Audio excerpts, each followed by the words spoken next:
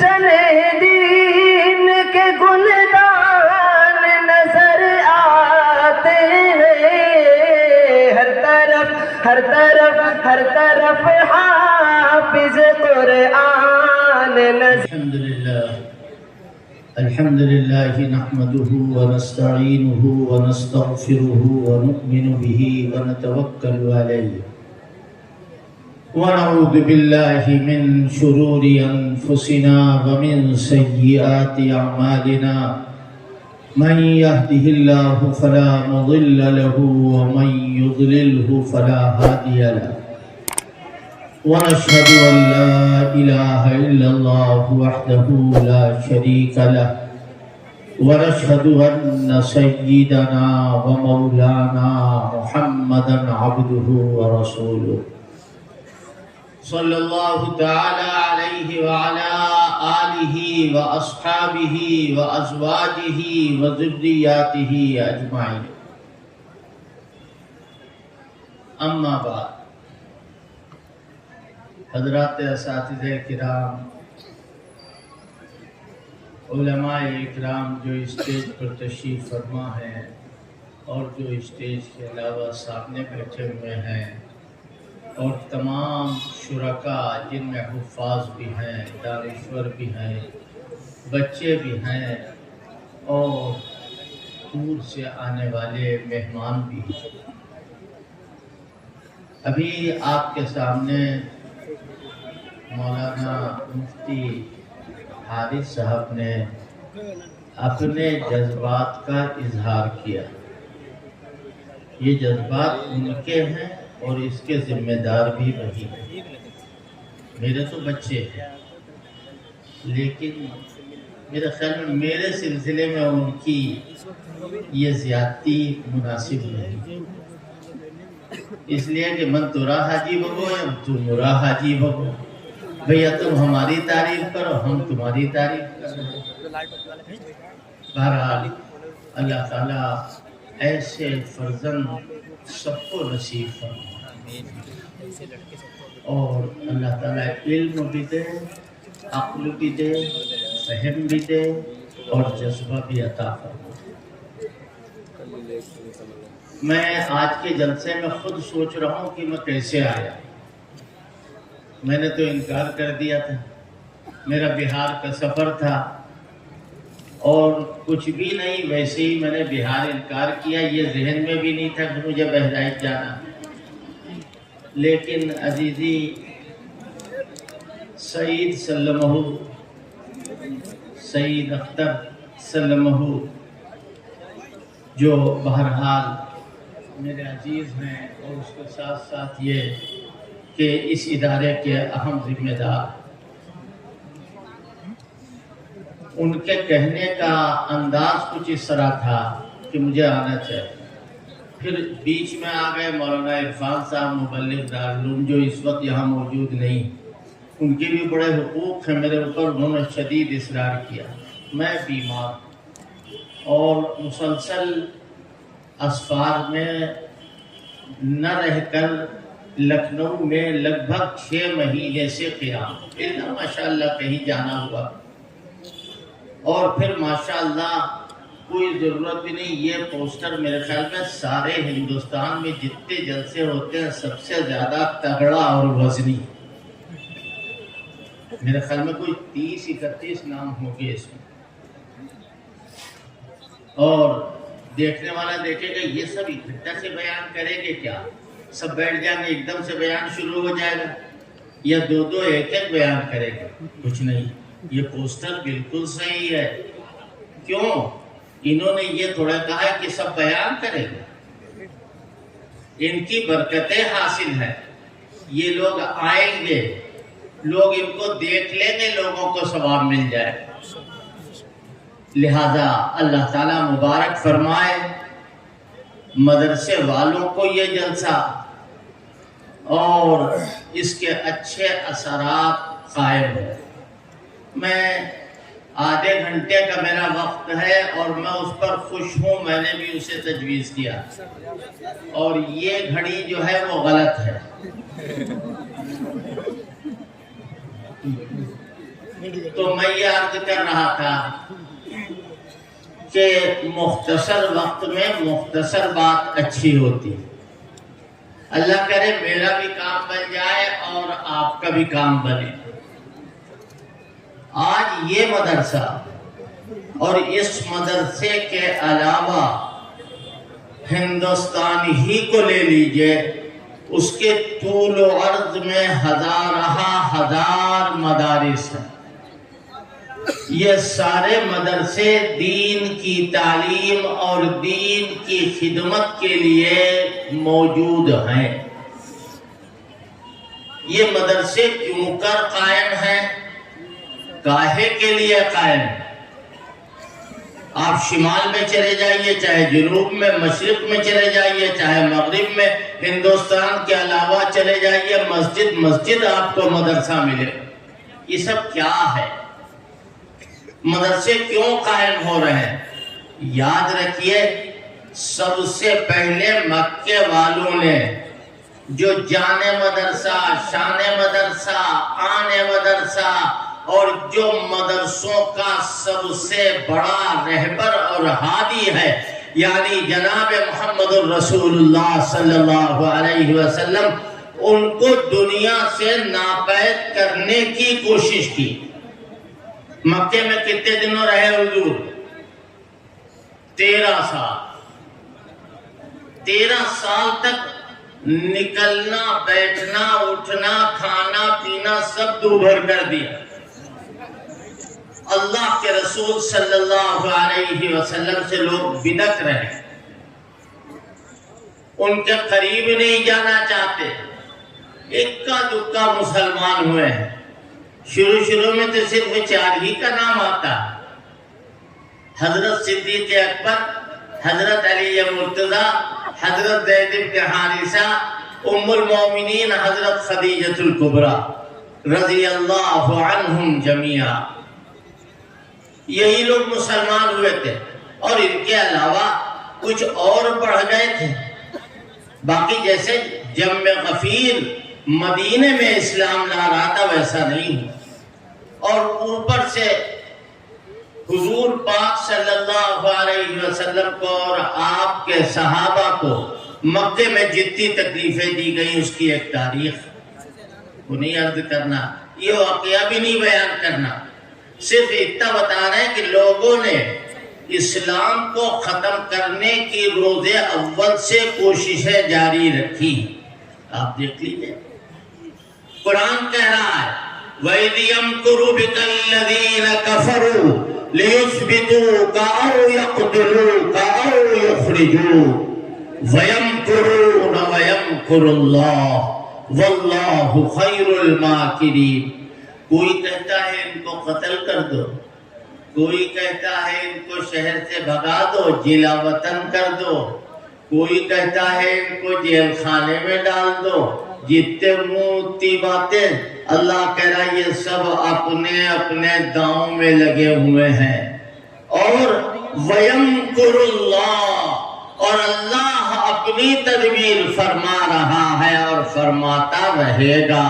وَيَمْكُرُ اللَّهُ. آگے کیا کہا؟ وَاللَّهُ خَيْرُ الْمَاكِرِينَ. اللہ سے اچھی تدبیر کس کی ہو؟ آج مکے میں کوئی ہاتھ پکڑنے والا نہیں. رات کے اندھیرے میں مدینے جا رہے ہیں مکہ چھوڑ کر. جائے پیدائش بھی ہے اور حرم پاک بھی ہے، اور اپنے وطن سے کس کو محبت نہیں ہوتی؟ اپنے شہر سے، اپنی جائے ولادت سے کس کو تعلق نہیں ہوتا؟ لیکن اللہ کے حکم کے سامنے راتوں رات کہاں جا رہے ہیں؟ مدینے جا رہے ہیں. ہجرت کر کے قافلہ لے جاتے، کھانے پینے کا کچھ سامان، کچھ مرد، کچھ عورتیں، کچھ بال بچے، سب ساتھ وغیرہ سب چھوڑ چھاڑ کر کے ہجرت کر کے جا رہے ہیں. رات کی تاریکی میں حضرت صدیق اکبر کو بھی پتا نہیں کہ ابھی بھی جا رہے ہیں.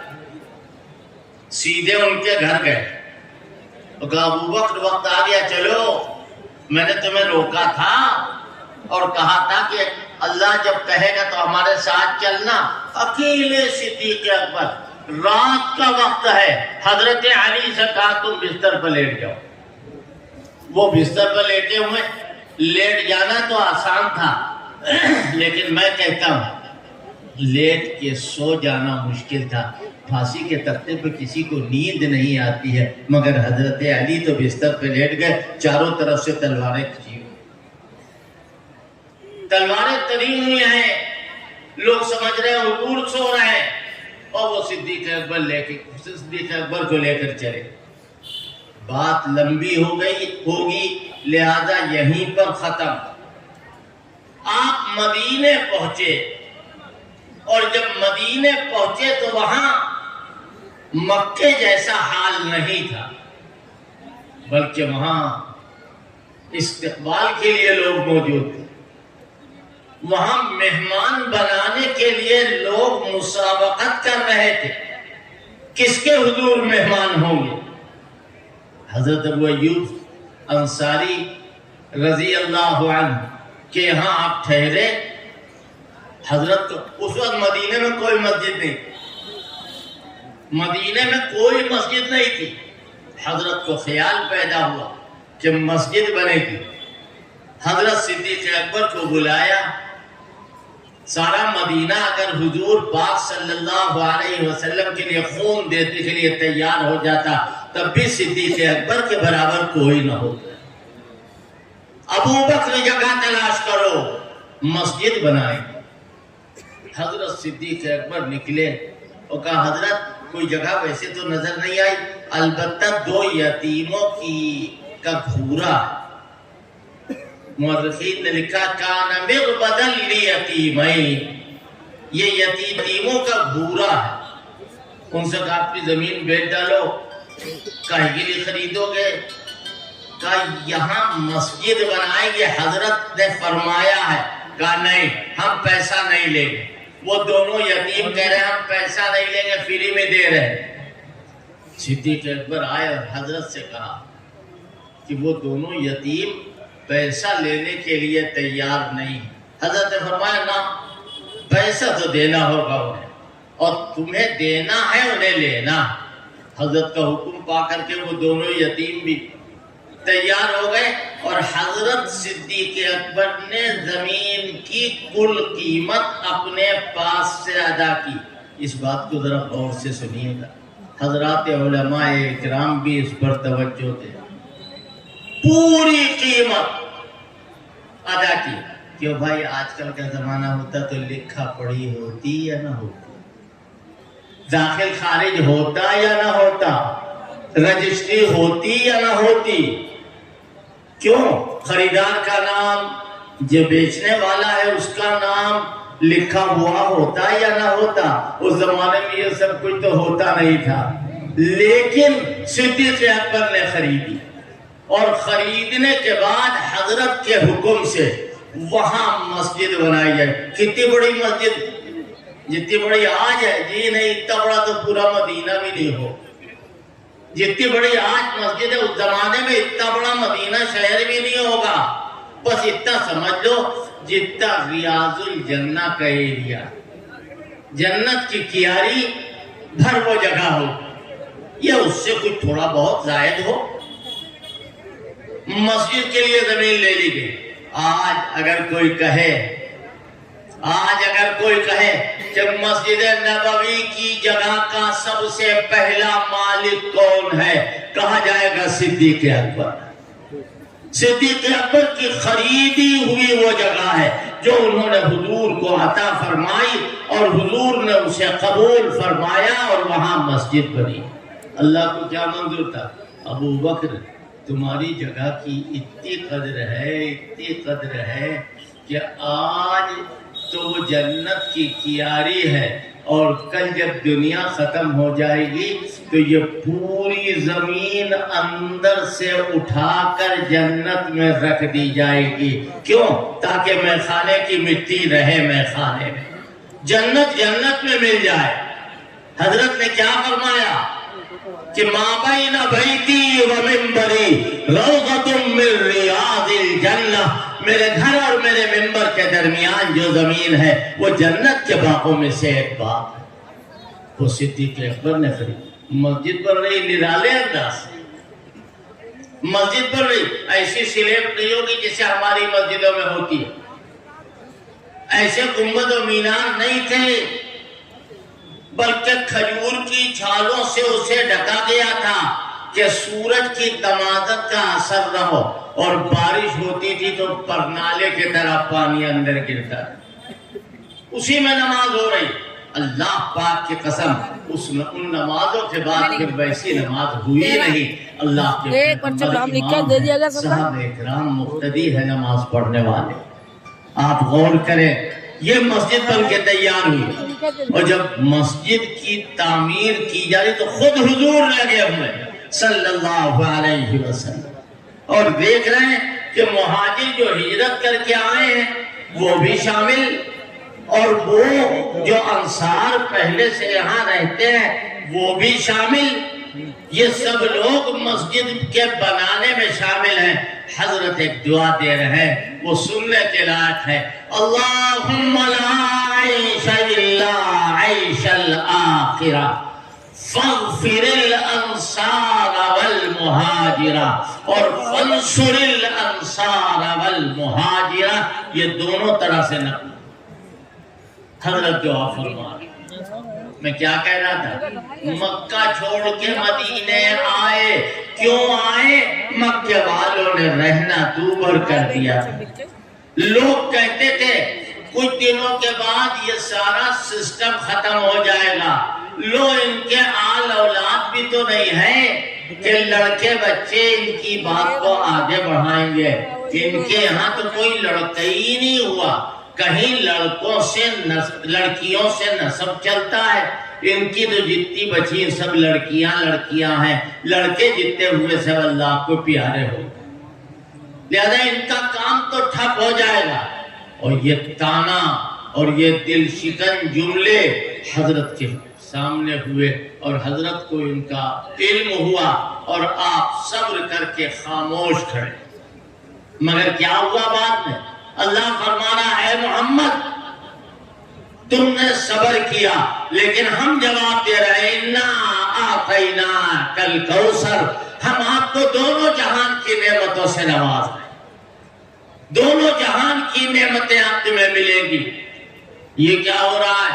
حضور پاک صلی اللہ علیہ وسلم کو یہ بتایا جا رہا ہے، اور ساری دنیا میں قرآن یہ اعلان کر رہا ہے کہ دنیا میں کچھ بھی مٹتا ہو تو مٹ جائے، بنتا ہو تو بن جائے، لیکن ان کا نام مٹائے نہیں مٹایا جائے، ان کا نام ہے اور رہے گا۔ کون ان کا نام لے گا؟ ذرا ورق الٹو، آؤ دیکھو یہ عمر ابن عبدالعزیز کس کا نام لینے والے ہیں؟ یہ امام ابو حنیفہ، امام مالک، امام شافعی، امام احمد ابن حنبل، امام بخاری، امام ترمذی، امام مسلم، امام نسائی، امام ابو داؤد، یہ سارے کے سارے جو اکابر ملت ہے، یہ سب لوگ کس کے نام لیوا ہے؟ بجز محمد الرسول اللہ صلی اللہ علیہ وسلم۔ آپ اٹھائیے المؤذن کیلکولیٹر، اس میں دیکھیے پورے 24 گھنٹے میں 1 منٹ ایسا نہیں ہے جس میں کہیں نہ کہیں اذان نہ ہو رہی۔ اور اذان میں کیا کہا جا رہا؟ اشہد ان لا الہ الا اللہ کے ساتھ اشہد ان محمد رسول اللہ۔ اے میرے حبیب تم غمزدہ نہ ہونا، تمہارا نام تو مسجدوں کے میناروں سے پکارا جائے، تمہارا نام تو کلمے کے اندر جڑا ہوا ہے، لہذا تم رنجیدہ نہ ہونا۔ ہم نے تمہارے آوازے کو بلند کیا، ہم نے تمہارے پیغام کو بلند کیا۔ ابھی 1 ہی سال گزرا تھا مدینے میں آئے ہوئے کہ پھر آ گئے وہی مکے والے، اور بدر جو لگ بھگ 100 کلومیٹر یا 100 میل ہے مدینے سے، وہاں اکٹھا حضرت کو اطلاع ہوئی، حضرت نے بھی جانے کا وہاں ارادہ فرمایا کہ وہاں جائیں گے۔ صحابہ اکرام نے اعلان کیا کہ بھائی خوشی خوشی تیار ہو، جو خوشی خوشی تیار ہو وہ جائے گا۔ سارے صحابہ تیار، کتنے ہیں اس وقت؟ 313 یا 314، اور کھانے پینے کے لیے بھی ان کے پاس کچھ نہیں۔ نپا تلا معاملہ، روزے کی حالت میں بازے تو ایسے ہیں کہ جن کے پاس پہننے کے لیے جوتے بھی نہیں ہیں، پیروں میں چتھڑے لپیٹے ہوئے۔ مکے والے کہہ رہے ہیں بس آج تو قلا قما ہو جائے گا، ان کا نام مٹ جائے گا، ان کو پکارنے والا کوئی نہیں رہے گا۔ صحابہ اکرام اس بے سر و سامانی کی حالت میں جلجلاتی دوپہر میں سفر کر رہے ہیں اور میدان بدر میں کھڑے ہوئے۔ اس موقع پر تو وادی بدر بھی زبان حال سے کہہ رہی ہوگی، اے اللہ رحم فرما دے میرے سینے پہ نمازی کھڑے ہیں، اے اللہ کرم فرما دے مجھے آج نمازی اپنے پیروں سے دبائے ہوئے ہیں۔ محمد الرسول اللہ کے صحابی موجود ہیں۔ اللہ کو رحم آیا اور پھر کیا ہوا؟ برسا پانی، اور وہ گرمی جو ہے وہ ٹھنڈک سے بدل گئی۔ پھر جیتیں گے کیسے؟ ادھر تو 950 اور یہاں 313، ادھر تلواروں کا ڈھیر ہے، ادھر فوج نہیں، تلوار نہیں، زرہ نہیں، بختر نہیں، بھالے نہیں، برچھی نہیں، بالکل خالی ہاتھ آ کے کھڑے ہو گیا۔ حضرت دعا فرما رہے، ایک پردہ ایسا تان دیا گیا تھا، عریش بنا دی گئی تھی اور اس میں حضور ہیں، اور بڑا مسئلہ ہے۔ وہ میدان پر میں گیا ہوں الحمدللہ، وہاں میدان سے کچھ دور کے فاصلے پر صحابہ بے چین ہو گئے کہ رات میں حضور اکیلے وہاں رہیں گے، کوئی دشمن وہاں جا سکتا ہے۔ مشورہ ہوا کہ بھائی باری باری سب لوگ پہرا دو۔ سب سے پہلے نمبر آیا حضرت علی کا، وہ تلوار لے کے آگے بڑھے، قریب پہنچے تو دیکھا ایک سایہ کبھی ادھر جا رہا کبھی ادھر جا رہا، اور قریب آئے، اب پوزیشن لے لی انہوں نے کہ تلوار ہاتھ میں بس اب دکھائی دے گا تو، کہ جب میں ان کے قریب گیا تو میں نے دیکھا فَإِذَا هُوَ أَبُو بَكْرٍ سَيْفَهُ شَاهِرًا، ابو بکر موجود ہیں یہاں، وہ بغیر مشورے کے پہرا دے رہے ہیں اور وہ ننگی تلوار اپنی ہاتھ میں لیے ہوئے ہیں۔ حضرت علی رضی اللہ تعالیٰ عنہ کا نمبر تھا، انہوں نے وہاں جس کو پایا پہرا دیتے ہوئے وہ صدیق اکبر تھے۔ اس طرح بے سر و سامانی میں حضرت صدیق اکبر حضور کے پیچھے کھڑے ہوئے ہیں، اور رات میں دعا ہو، وہ دعا اللہ پاک کی قسم ایسی دعا کبھی بھی نہیں ہوئی۔ حضرت دعا فرما رہے ہیں صحابہ کے لیے نہیں، نبوت کا پیغام اگر باقی رہے گا تو اس وقت باقی رہے گا جب یہ 313 باقی رہے گا۔ اگر یہ 313 ختم ہو گئے تو اللہ کا نام مٹ جائے گا۔ آپ حضرات علماء میں سے ہیں بہت سارے ہمارے عزیز، بہت سارے ہمارے بزرگ ایسے جو عالم دین ہے، وہ جانتے ہیں کہ قیامت کب آئے گی؟ جب دنیا میں ایک بھی اللہ کا نام لینے والا باقی نہیں رہے گا۔ آپ سوچ لیجئے حضور کیا کہہ رہے ہیں، اللہم ان شئت لن تعبد، اے اللہ اگر تو چاہے تو تیری عبادت مٹ جائے، تیرا نام مٹ جائے۔ ہو سکتا ہے اللہ کا نام دنیا سے مٹے، لہذا حضور پاک صلی اللہ علیہ وسلم کو بشارت دی اللہ قبل اس کے کہ حضور پاک صلی اللہ علیہ وسلم پر اللہ کا کلام نازل ہو۔ جب یہ کہا کہ اے اللہ اگر یہ مٹ گئے تو تیرا نام مٹ گیا، صدیق اکبر پیچھے سے چادر ہلا رہے ہیں اور کیا کہہ رہے ہیں، کفت کا مناشدتک یا رسول اللہ، آقا بس اتنا مانگنا کافی ہوگا، بس کیجئے، اب کچھ نہ کہیے۔ حضرت نے دعا ختم کی، دیکھا سامنے جبریل کھڑے، اور وہ کیا کہہ رہے ہیں؟ سَيُحْزَمُ الْجَمْعُ وَيُوَلُّونَ الدُّبُرَ، یہ ساری جماعت بھاگ جائے گی، کامیابی آپ کے قدم چومے گی، آپ کے غلام جیتیں گے، آپ کے دشمن ہارے، ان کا نام مٹے گا، ان کا نام باقی رہے۔ یہی ہوا۔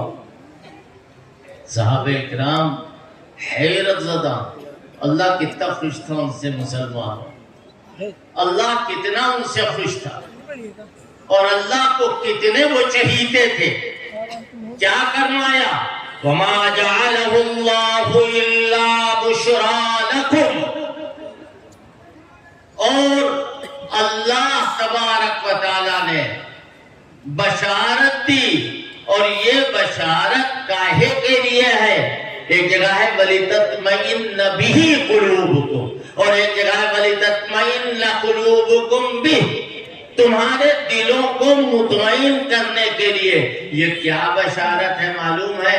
جنگ بدر میں اللہ نے فرشتوں کو بھیجا، سب ملا کے 8000 فرشتے، بِثَلَاثَةِ آلَافٍ مِّنَ الْمَلَائِكَةِ مُنزَلِينَ، 3000 فرشتے، بِخَمْسَةِ آلَافٍ مِّنَ الْمَلَائِكَةِ مُصَوِّمِينَ، 5000 اور، کیوں بھائی 5 اور 3 کتنے ہوتے ہیں؟ 8۔ کتنے آدمی ہیں وہاں؟ 950 اور 8000 فرشتے۔ اللہ نے ایک فرشتہ ان کا تختہ الٹ سکتا تھا، یہ 8000 کی کیا ضرورت ہے؟ اللہ فرمانا ہم نے لڑنے کے لیے فرشتوں کو نہیں بھیجا۔ وَمَا جَعَلَهُ اللَّهُ إِلَّا بُشْرَىٰ لَكُمْ، یہ تو تمہارے لیے، تمہارے اطمینان قلب کا اللہ کی طرف سے ایک سامان ہے کہ تم ادھر دیکھو تو مجمع ہے، ادھر دیکھو تو مجمع ہے، سامنے دیکھو تو مجمع ہے، پیچھے دیکھو تو مجمع ہے، وہ سر دکھائی دے رہے ہیں، وہ فرشتے ہیں، تم تو 313 ہی، تم اس کے آئے۔ چنانچہ کیا ہوا؟ صحابہ اکرام کامیاب۔ پھر صحابہ اکرام کو پڑھایا، جیسے آج یہ مدرسہ نور العلوم ہمارا پرانا مدرسہ، ہمارے خاندان سے بہت پرانا تعلق، یہاں بھی پڑھایا جا رہا۔ اس کے علاوہ جتنے مدرسے سب میں پڑھائے جا رہے ہیں، اللہ کے پیغمبر کا بھی ایک مدرسہ تھا جہاں پڑھایا جاتا۔ مدرسہ نام تو اس کا کچھ بھی نہیں رکھا، ہم کہتے ہیں مدرسۃ الرسول، ہم کہتے ہیں مدرسہ نبوت۔ وہاں کون لوگ؟ مطبخ ہے، چندہ کیا جاتا ہے، کچھ نہیں، مطبخ بھی نہیں، چندہ بھی نہیں، بیت الخلا وغیرہ نہیں، کچھ نہیں۔ کون بیٹھا ہے؟ دیکھو تو ذرا، ابو ہریرہ بیٹھے ہوئے، عمار بیٹھے ہوئے ہیں، یہ غریب غربا صحابہ دن رات بیٹھے ہوئے ہیں۔ وہ چبوترے کو عربی میں صفہ کہتے ہیں، اور جہاں جو لوگ بیٹھتے تھے ان کو اصحاب صفہ کہا جاتا تھا۔ چنانچہ یہ سب صحابہ اکرام دن رات سیکھتے تھے۔ حضور کیوں ہٹیں گے نہیں، جائیں گے نہیں، ضرورت کے وقت جائیں گے، فوراً آ جائیں، ہٹیں گے نہیں، اور یہاں سے ٹلیں گے نہیں، یہاں سے الگ نہیں ہوں گے، دن رات حضور کے ساتھ رہیں گے۔ چنانچہ رہے اور دین آگے بڑھا۔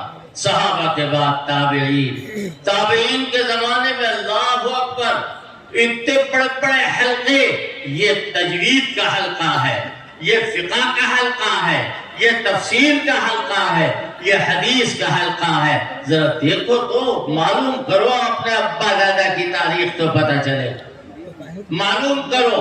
ایک طرف امام بخاری، ایک طرف امام مسلم، ایک طرف اور دیگر ائمہ، بڑے بڑے حلقے لیے بیٹھے، یہ ایک ایک حلقہ، ایک ایک مدرسہ، ایک ایک حلقہ، کچھ نہیں انتظام ہے، شیخ بیٹھے ہوئے ہیں اور پڑھا رہے ہیں اور علم بانٹ رہے ہیں۔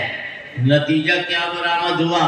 یہ حلقے بعد جو درس چل رہا ہے، حلقوں کے ساتھ ساتھ یہی مدرسوں میں بدلتا رہا۔ جب زمانہ اور آگے بڑھتا رہا تو مدرسوں میں تبدیل ہو گیا، اور پوری دنیا میں کہیں قرآن شروع کرانے کا مدرسہ ہے، کہیں قرآن کی تجوید کا مدرسہ ہے، کہیں قرآن کے علم کا مدرسہ ہے، کہیں تمام علوم کی جامعیت رکھنے والا مدرسہ ہے، جیسے ہمارے زمانے میں دارالعلوم دیوبند، وہاں تمام علوم کی تعلیم دی جاتی ہے۔ اور یہ سلسلہ ہوتا کرتا کہاں تک آیا؟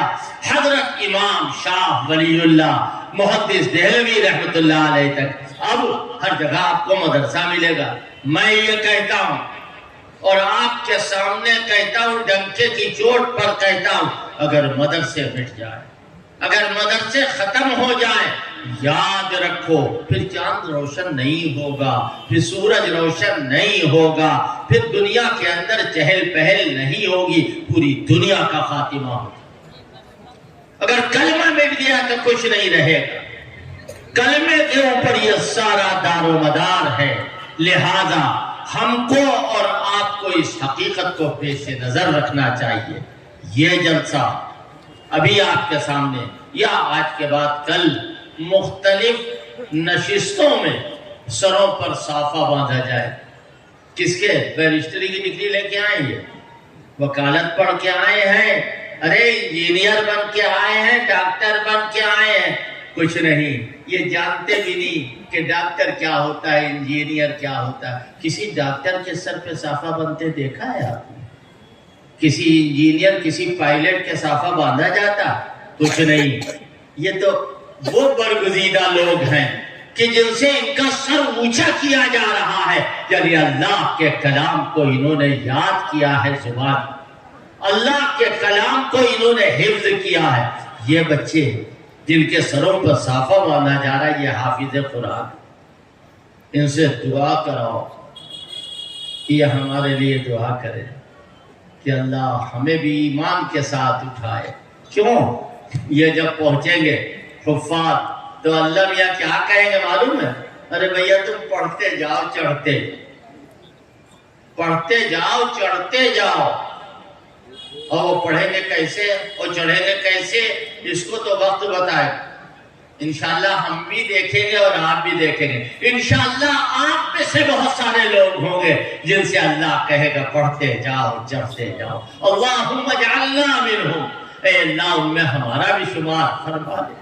اے اللہ اس دن ہم کو بھی اجازت دے دے، اور بے حساب و کتاب کے اے اللہ ہمارے پاس کیا ہے جو ہم حساب دیں گے؟ ہمارے پاس کون سی ایسی نیکی ہے جو ہم آپ کے دربار میں پیش کرنے کی ہمت کریں؟ اے مالک ہم کو تو بغیر حساب کے آپ جنتیوں میں نام لکھ دیجئے۔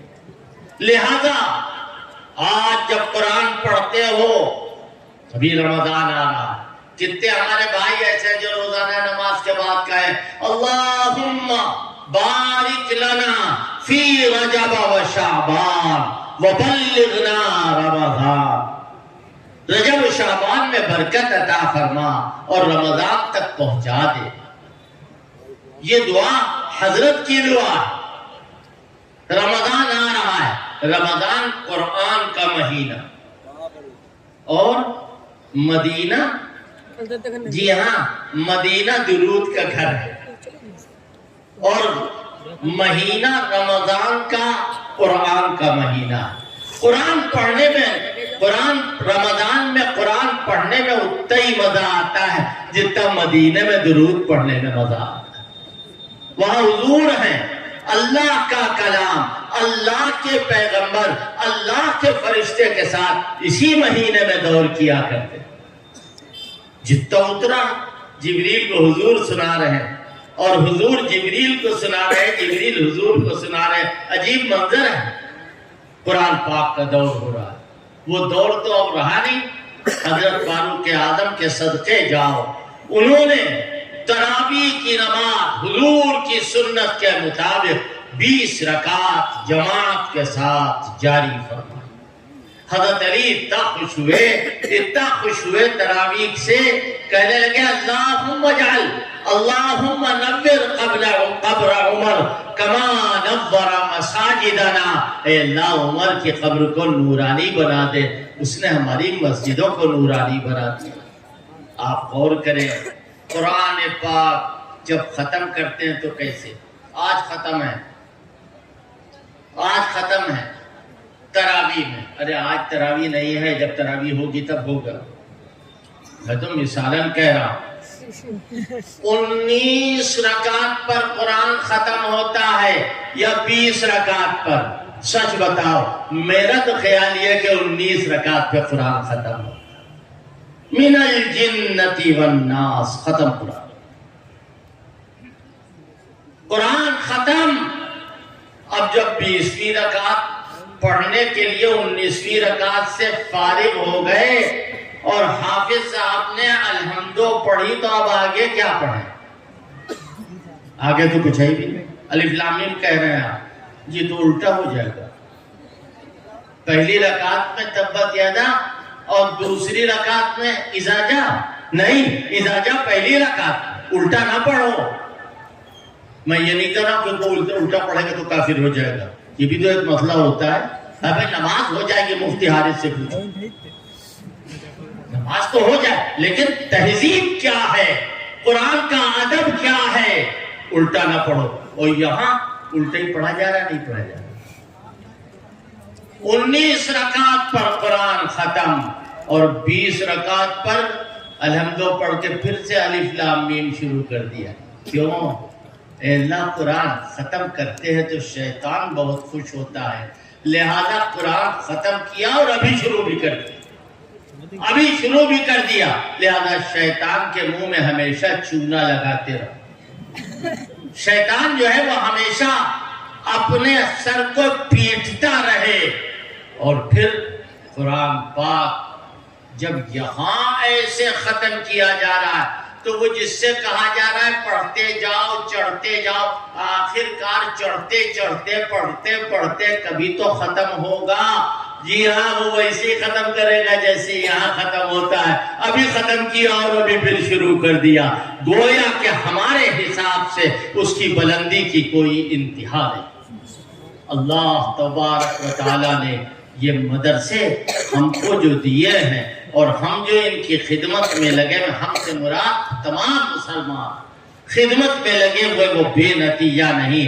ہم دنیا کی سلامتی کا ذریعہ ہے مدرسہ، لہذا اس کی حفاظت، اس کی خدمت پہ لگے ہوئے ہیں. قرآن پڑھ رہے ہیں، پڑھا رہے ہیں، حدیث پڑھ رہے ہیں، پڑھا رہے ہیں، اور حافظ بن رہے ہیں اور بنا رہے ہیں. یہ چند باتیں جلدی میں نے کہی.